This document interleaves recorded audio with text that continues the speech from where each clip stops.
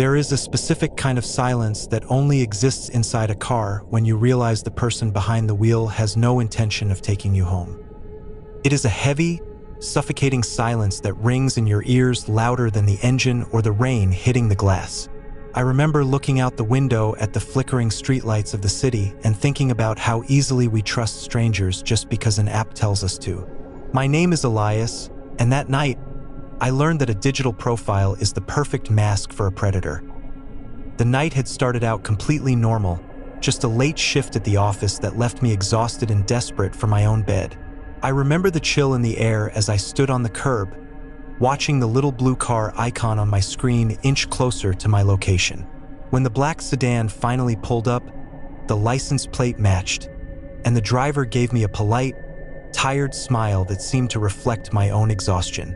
I climbed into the back seat, muttered my destination, and leaned my head against the cool glass of the window, closing my eyes for what I thought would be a 20-minute trip.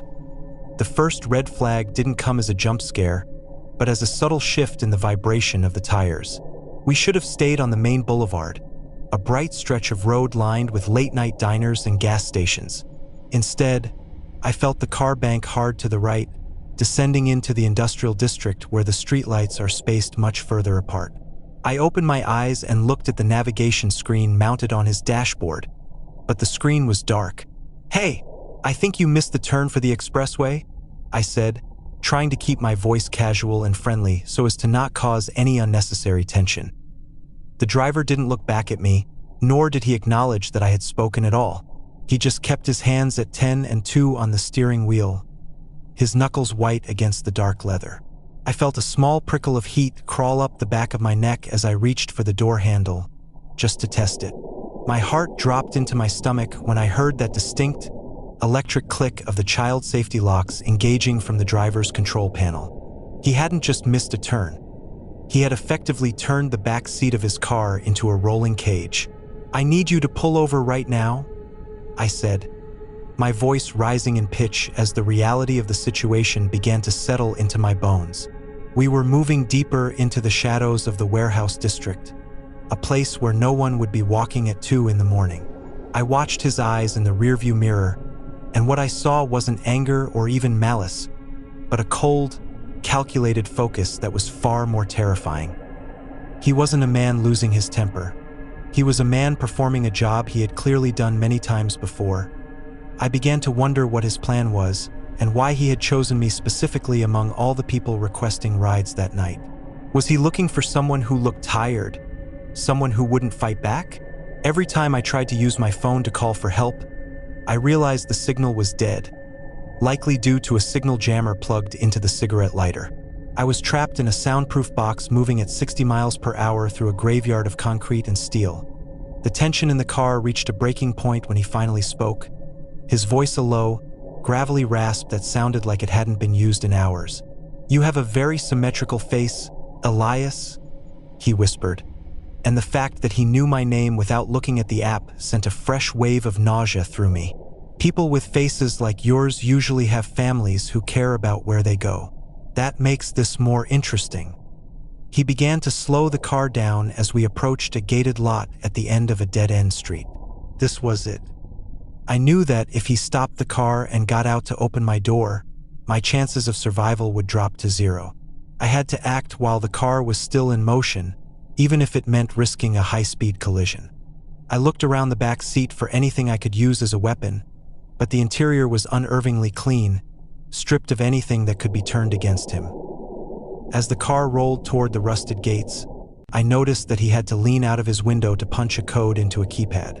This was my only opening. I didn't try the door again. Instead, I lunged forward between the 2 front seats, grabbing the steering wheel with everything I had and jerking it violently to the left. The car swerved, the tires screaming against the pavement as we jumped the curb and slammed into a row of heavy plastic trash bins. The impact was enough to daze him, his head snapping forward and hitting the steering wheel with a sickening thud. In that moment of chaos, I didn't wait for him to recover. I scrambled over the center console, pushing his limp body aside and fumbling for the unlock button on the driver's side door. My fingers were shaking so violently I could barely coordinate the movement, But finally, the locks popped.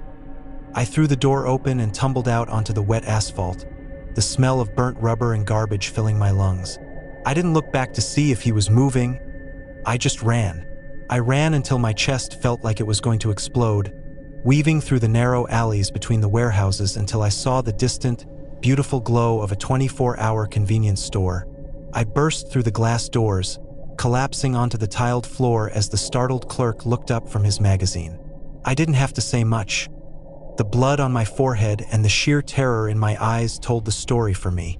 The police arrived 10 minutes later, but by the time they reached the crash site, the black sedan was gone, leaving nothing behind but a trail of oil and a shattered headlight. They never found the driver, and when they checked the rideshare app, the account had been deleted minutes after the crash. Sometimes, when I'm standing on a street corner late at night and I see a black sedan slow down near the curb, I feel that same heavy silence settle over me. I don't take rideshares anymore.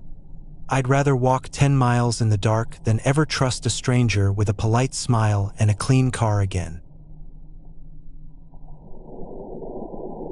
I have always believed that the most terrifying thing in this world is not what you can see in the dark, but the realization that someone is standing in the dark specifically to watch you. There is a cold, clinical kind of violation in being observed without your knowledge, as if you have been turned into a specimen under a microscope for someone else's amusement. My name is Marcus, and last autumn, I booked a secluded rental property to finish writing my thesis, but by the second night, I realized I wasn't just a guest. I was the evening's main attraction. The house was a masterpiece of modern architecture, a stunning structure of steel and floor-to-ceiling glass tucked deep into a valley where the trees grew so thick they seemed to swallow the sunlight by mid-afternoon. It was beautiful during the day, but as soon as the sun dipped behind the ridge, the house transformed into a giant, glowing lantern in the middle of a pitch-black forest. From the inside, the windows became black mirrors, reflecting my own movements back at me while offering absolutely no view of what was happening on the other side of the glass. The first evening was peaceful enough, filled with the sounds of a crackling fire and the rhythmic tapping of my keyboard, but as the clock struck midnight, I felt a sudden, sharp chill that had nothing to do with the mountain air. I was sitting on the leather sofa, staring at my laptop, when a tiny, needle-thin point of red light appeared on the sleeve of my sweater. I froze, watching as the crimson dot danced across my chest and then settled directly over my heart, held steady by a hand that was hidden somewhere in the wall of pines outside. I didn't move for what felt like an eternity, my breath hitching in my throat as I stared at that silent, glowing threat. It wasn't a gunshot. It was a message. Someone was out there in the freezing mud, watching me through a lens, proving to me just how easy it would be to reach out and touch me through the thin barrier of the window. I slowly stood up, keeping my hands visible, and retreated into the kitchen where the walls were made of solid stone, my heart hammering against my ribs like a trapped bird. I tried to tell myself it was just a local teenager playing a prank, or perhaps a hunter who didn't realize the house was occupied, but the precision of the movement suggested something far more sinister.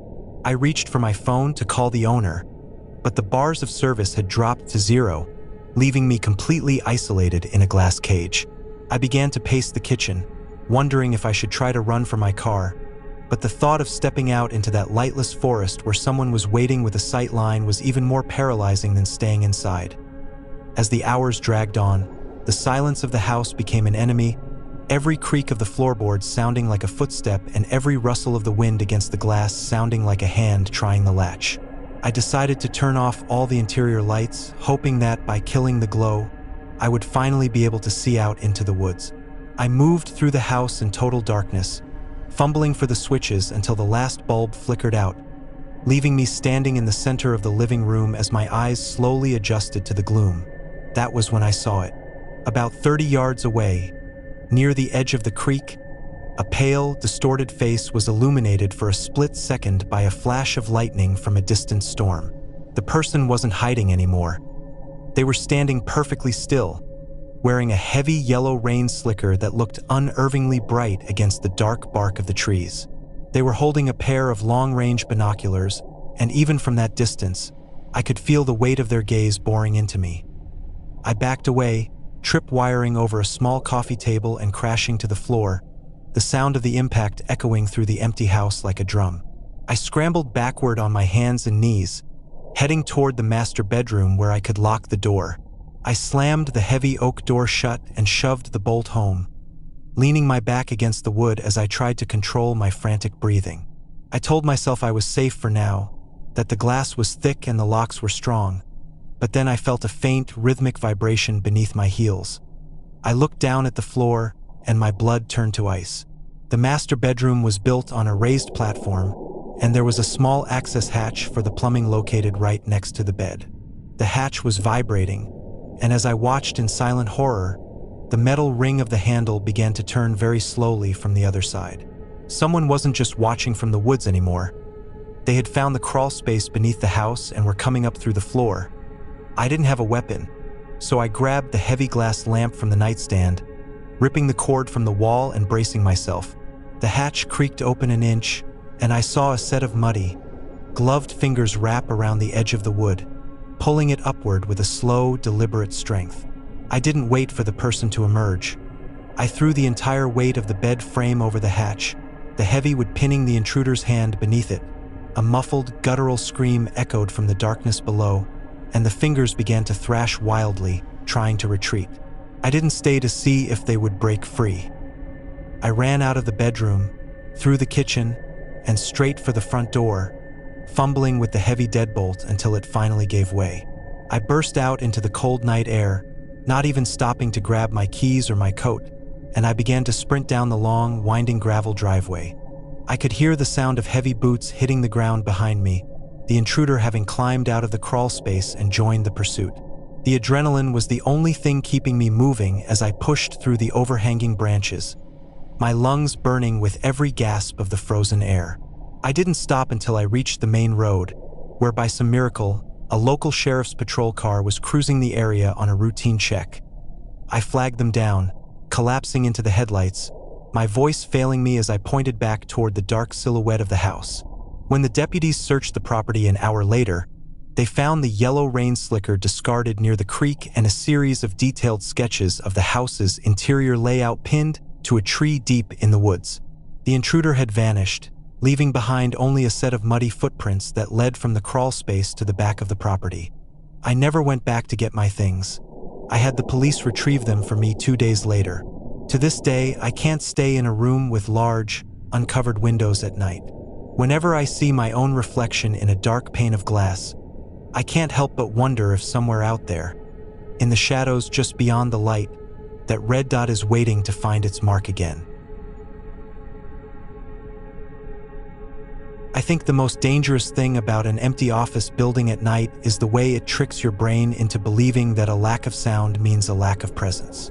You stand in the middle of a vast floor of open-plan cubicles, and because you cannot hear a single breath or a single footstep, you assume you are alone. My name is Leo, and I used to be the guy who stayed late to impress the partners, but after what happened on the 14th floor of the Miller building, I realized that some shadows are much heavier than others. The night was unusually humid, and the air conditioning in the old tower was humming with a low, mechanical moan that seemed to vibrate through the soles of my shoes. I was the last one left on my floor, finishing a data entry project that was due at dawn, surrounded by the soft, blue glow of a dozen idle computer monitors. Around 11 o'clock, the main overhead lights automatically clicked off to save power, plunging the entire office into a dim, ghostly twilight that made every coat rack look like a person standing in the periphery of my vision. I decided to pack up and head for the elevators, but when I pressed the call button, nothing happened. The digital display remained dark, and the familiar mechanical whir of the cables was replaced by a dead, hollow silence. I shrugged it off as a temporary power glitch and headed toward the heavy steel fire door that led to the north stairwell, thinking I would just walk the 14 flights down to the lobby. When I pulled the handle, the door didn't budge. It felt as though a massive weight was leaning against it from the other side, or as if the locking mechanism had been jammed with a metal shim. I felt a slight flutter of unease in my chest as I walked across the floor to the south stairwell, but as I reached for that handle, I saw something that made my breath catch in my throat. Stuck to the center of the door was a small, handwritten note on a yellow post-it that simply said, "Don't open. I'm right behind it." The handwriting was jagged and hurried, and the ink was still slightly wet, glistening under the emergency exit light like a fresh wound. I backed away from the door, my eyes darting around the dark office, searching for any sign of another person, but the rows of cubicles remained motionless. That was when I heard it. A soft, rhythmic tapping coming from the ceiling tiles directly above my desk. It wasn't the sound of a pipe or a pest. It was the sound of a finger tapping a slow, deliberate beat, as if someone was counting down the seconds until I noticed them. I grabbed a heavy metal stapler from a nearby desk, the only thing I could find that felt like a weapon, and moved toward the security desk near the reception area, hoping to use the landline to call the front gate. As I reached for the phone, the silence was shattered by the sound of every single desk phone on the floor ringing at the exact same time. The cacophony was deafening, 100 high-pitched digital trills screaming into the empty air, and I jumped back, my heart hammering against my ribs so hard it felt like it would break. I looked at the caller ID on the nearest phone, and my blood turned to ice when I saw that the call was coming from extension 1402, which was the very desk I had been sitting at only moments ago. Someone was standing at my computer, in the dark, watching me through the glass partitions of the cubicles. I dropped the stapler and began to backtrack toward the executive wing, where the offices had solid wooden doors and actual locks, but the ringing phones followed me, clicking off one by one as I passed them and then starting up again behind me. I realized then that this wasn't just a prank. Someone was hunting me, using the geography of the office to funnel me into a corner where there were no exits. I ducked into the mailroom, a small, windowless space filled with sorting bins and heavy boxes, and I slid a filing cabinet in front of the door, my hands shaking so violently I could barely grip the metal handles. I sat on the floor in the dark, listening to the sound of footsteps finally appearing in the hallway, slow, heavy boots that didn't care about being quiet anymore. The footsteps stopped right outside the mailroom door, and for a long minute, there was absolutely no sound at all. Then, the handle of the door began to turn, slowly and firmly, the metal groaning under the pressure of someone trying to force the bolt. "I know you're in there, Leo," a voice whispered through the gap in the door frame, a voice that sounded thin and hungry, like paper being torn. "The elevators are locked, the stairs are chained, and the janitor isn't coming until 5 in the morning." I looked around the small room and noticed the service elevator used for moving heavy pallets of paper. It was a manual lift that required a physical key, but I saw that the previous shift had left the key hanging on a hook near the control panel. I scrambled toward the lift, sliding the heavy mesh gate open as quietly as I could, but the metallic screech of the tracks was like a flare in the dark. The person at the door began to kick the wood with a violent, terrifying force, the hinges screaming as the filing cabinet was pushed aside.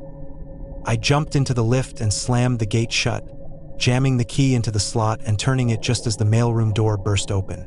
I saw a silhouette standing in the doorway, a tall, thin man wearing a maintenance uniform that didn't fit him, his face obscured by a surgical mask.